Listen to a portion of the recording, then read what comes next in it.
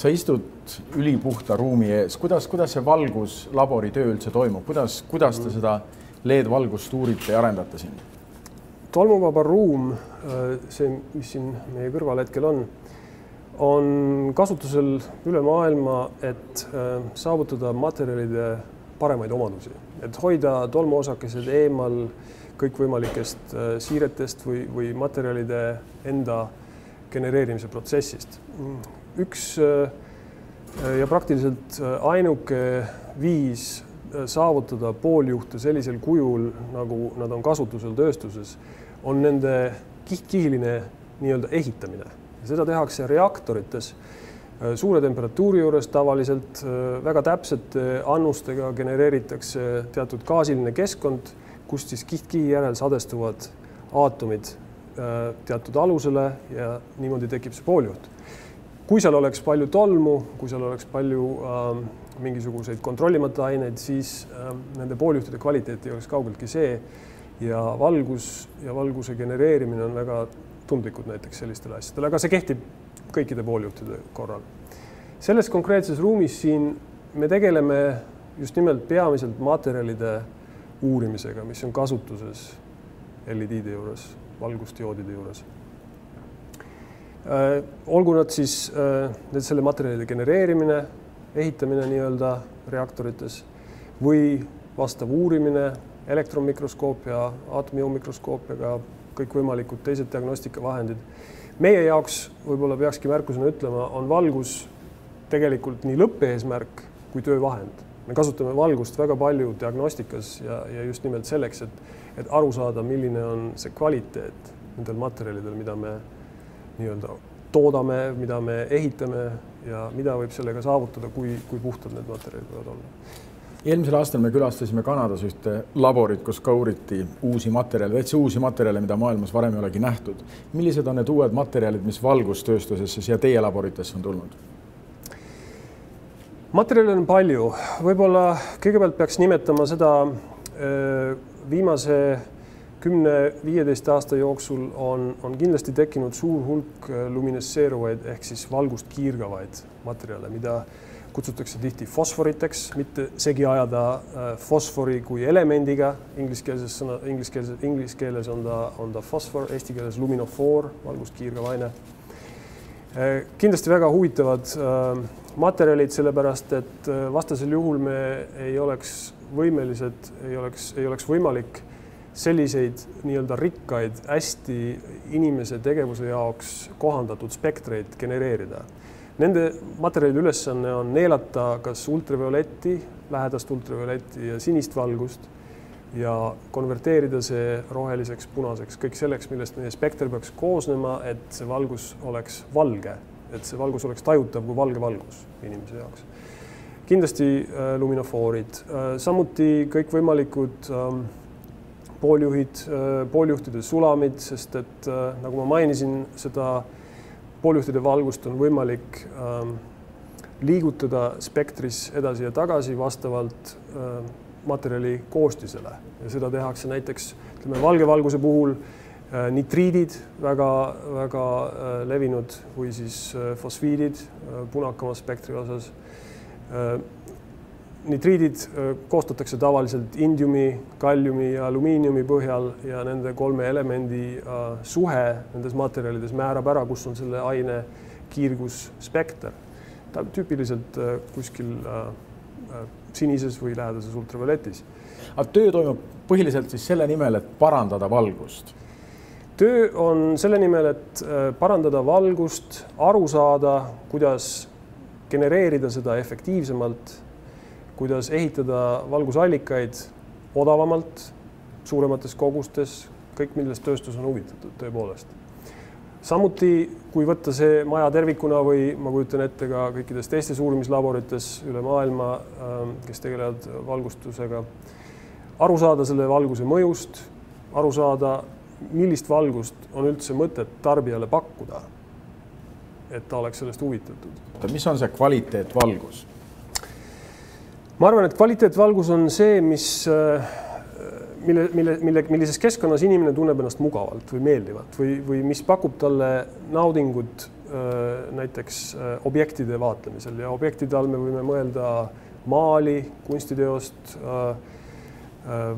toitu, kõik nii edasi. Ja see on väga tundlik küsimus selles mõttes, et selliste spektrite kokkupanemine on terve omaette teadus.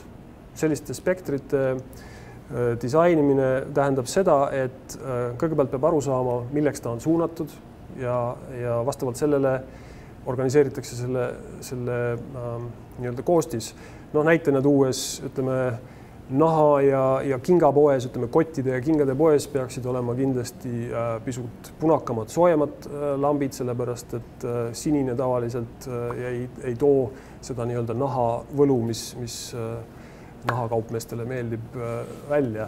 Või sama kuskil toiduainete poes. Printsiip on siin see, et kui see spekter ei sisalda seda konkreetset valgust, seda komponenti, mis on tähtis ühe või teise objekti vaatlemisel, siis see komponent selles objektis läheb meie jaoks kaduma. Miks see toiduaine poes nii oluline on? No näiteks see võiks olla kindlasti lihaga seotud. Lihad on kalad sellised hea värvusega, mis kutsuvad sind sööma. See värvus ei pruugi välja tulla seal leti taga, kui kasutusel on kõige lihtsam jaheda valgusega kaaslahenduslamp. Samas, kui on võimalik disainida lampe, mis toovad selle liha nii-öelda muudavad isuäratavaks tarbija jaoks ja kaupmees loomulikult on huvitatud sellest, et järjest rohkem läbi müüa kaupa tarbijale. Nii et lamp ei ole lihtsalt lamp. Lampe on väga erinevad, kuigi meile tundub üldjuhul ilmselt, et keerad lambi sisse või paned mingisuguse valgusallika tööle, see on valge valgus, mis sealt tuleb. Just. See valge valgus on midagi, mida me tajume valge valgusena. Ta koosneb kindlasti paljudest värvitoonidest. Ja lamp kui selline, esimesel hetkel võib tunduda, et tõepoolest, kas lamp on keeruline objekt või ei ole. Hõõglamp kindlasti ei ole väga keeruline objekt, seda enam, et seda on harjutatud juba 100 või 150 aastat selle tegemist.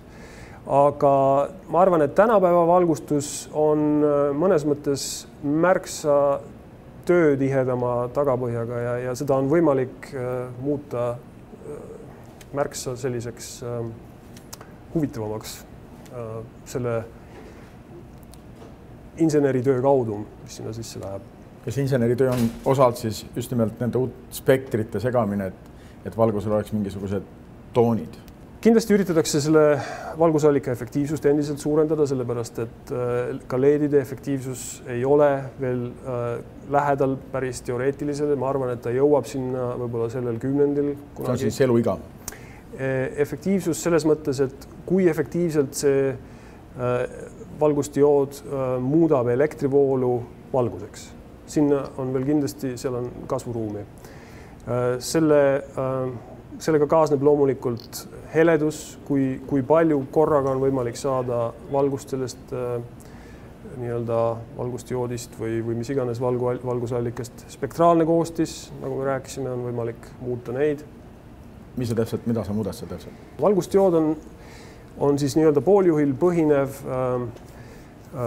seade, võiks öelda miniatuurne seade, täiesti sõna otseses mõttes miniatuurne, sellepärast et tüüpiliselt need suurused on kusagil millimeetri suurusjärgus, pisut alla või pisut üle ja ta on nii-öelda modernse aja hõõgniit, mis on hästi tugeva inseneritöö tagapõhjal tekkinud. Ja see nii-öelda primaarne süda selles valgusallikas, see hõõgniit tüüpiliselt genereerib kas siis ultravioletti või sinist valgust. Aga selleks, et muuta see nähtavaks üle kogu spektri osa või nii-öelda valgeks valguseks, on vaja luminofoore või aineid, mis võtavad selle sinise ja laotavad selle üle spektri laiali. Need ained lisatakse sinna sellele konkreetsele pooljuht seadmele tema lähedusse kuskil, nad neelavad sinist valgust ja nad genereerivad rohelist, kollast, punast ja nende valguste koosmõjul kogu nii-öelda pakitud pooljuht ja fosfor koos genereerivad sellise valge punktallika, mida siis tuntakse kui valgustdioodi. Ja seal on muidugi palju aspekte selle töö juures. Kõikvõimalike konverteerimiste juures elektrist valgusesse tekib palju soojust. Kui palju seda just tekib, mõnes rohkem, mõnes vähem, nagu me rääkisime, ja ka siin tuleb soojust ära juhtida sealt. Seal on tegu metallidega, mis peaksid soojuse sealt ära juhtima ja selle pooljuhtide efektiivsust ja eluiga suurendama. Nii et selles imepisikeses valgusallikas on väga-väga keeruline siseelu käimas. Neid tehakse korraga kümneid ja kümneid tuhandeid tööstuses. See, kuidas see tootmisviis toimib, on tavaliselt kas 10 või 15 sentimeetriste nii-öelda ketaste aluste kaupa ja seal peal on kümneid kuni sadu tuhandeid dioode korraga peal. Ja neid aurutatakse ja koostatakse suurtes reaktorites ja ainukese võimalusena selle toote nii-öelda hind hoida all, hoida tarbijale kättesaadavas kohas ongi see, et neid toodetakse massiliselt. Ja selle nii-öelda kokkupanemine või kokku aurutamine loomulikult on tõesti keeruline, võtab tunde ja tunde, aga seda tehakse niivõrd paljude valgustdioodidega korraga, et see ei muuda seda nii-öelda kättesaamatuks, ei muuda seda iseenesest nagu labori tasemel protsessi tarbijale kättesaamatuks. Ja viimane küsimus siin on see, et räägi veel sellest, kuidas see keemiline protsess suudab valguse värvi või seda muuta, kuidas need erinevad sinakas, need toonid kuidagi tänu keemilistele ainetele suudetakse liita ja sellest tekitada siis erinevaid selliseid kooslusi. On olemas erineva keemilise koostisega pooljuhte ja me teame, nagu ma mainisin, et see osad neist töötavad lähedases ultravioletis, osad sinises. On võimalik moodustada selline pooljuht teatud indiumi, kalliumi, alumiiniumi näitel nende teatud vahekorras segamisel, mis genereerib otse rohelist valgust. On võimalik ka kokku panna näiteks indium, kallium, alumiinium, arseen ja saada punast valgust. Ja selline on pooljuhtide disainimise ideoloogia nii-öelda nende valgusallikate jaoks, mis genereerivad otse värvilist valgust. Ka neid on olemas ja näiteks eriti punases see on väga efektiivne, aga ütleme rohelises ja kollases mitte. Ja selleks, et rohelist ja kollast spektriosa näiteks täita, kasutataksegi enamuses luminofoore. Ja seda ehk siis nii-öelda valgust genereerivaid aineid ja seda võib ka teha punase spektri osas. Ja need on siis ained, mis erinevad oma keemiliselt koostiselt, elementidelt, mis sinna sisse lähevad. Nad valmistatakse kõrgetel temperatuuridel tavaliselt, nad on väga värvikirevad oma nii-öelda väljanägemiselt, sest nad on disainitud neelama sinist valgust. See tähendab, et nad ei saa päris valged olla, kui nad seda teevad. Ja nende ainete segamisel vastavas vahekorras on võimalik nende kiirgusspekter saada selliseks, mis vastab meie soovidele valge valguse osas. Ja see on, ma arvan, see kõige olulisem põhimõte selle juures, et lihtsalt efektiivse sinise nii-öelda algvalguse põhjal siis genereeritakse valge inimesele tajutav nagu valge valgusena. Nii et keemiat on selles valgustuses, tundub, et see on nagu füüsika rohkem, aga seal on ka keemiat palju. Seal on kindlasti kõike. Seda võib kokku võtta nii-öelda füüsika, keemia kui materjaliteaduse alla ja see on minu meelest üks huvitavamaid osasid sellest teadusest. Nii et